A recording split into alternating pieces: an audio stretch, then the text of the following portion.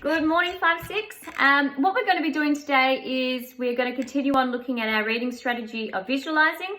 Yesterday you had a look at a YouTube clip that went through why we visualize, how we visualize, and the importance of doing it when we're reading.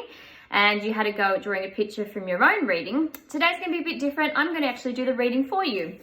So what I'm going to be reading is a book called His Name Was Walter by Emily Rodda. It is a shortlisted book, which means, as we know, that it's probably got lots of great writing techniques in it. So the author's used really good techniques in her writing, and she has. She uses great descriptive language in her writing, which is perfect for us when we're looking at visualizing, because that's all the details and stuff that builds that image. Okay, so it's not a very long, I'm not going to read much of it, but what I do read, there is some really good descriptive language of the setting, and that's what I really want you to focus on today. Okay, so let's go.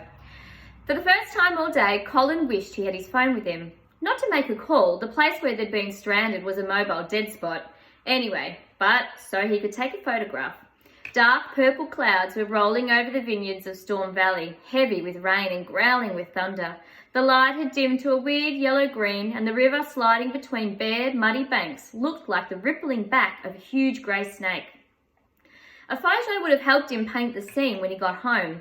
Still, artists hadn't had cameras in the old days, and according to Mrs. Fiore, sharp-eyed, sharp-tongued, sharp haircut Mrs. Fiore, students had been forbidden to bring their phones or any other electronic devices on this weekend excursion to the historic town of Rolleston, because she wanted them to immerse themselves in the past.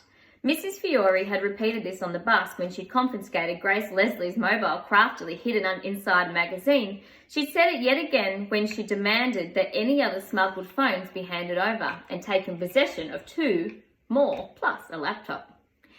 It had all sounded very fine, but stuck on a country road with 4 kids, a broken down minibus and a storm on the way, Mrs. Fiore was at this point probably far less interested in the past than in the immediate future. Colin certainly was. He'd volunteered to stay. He'd felt he had to when no one else offered, though, being new, he didn't like attracting attention to himself, but he hadn't bargained for this.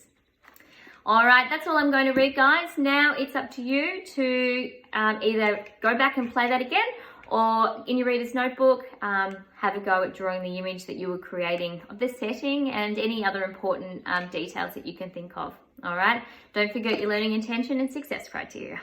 See you guys.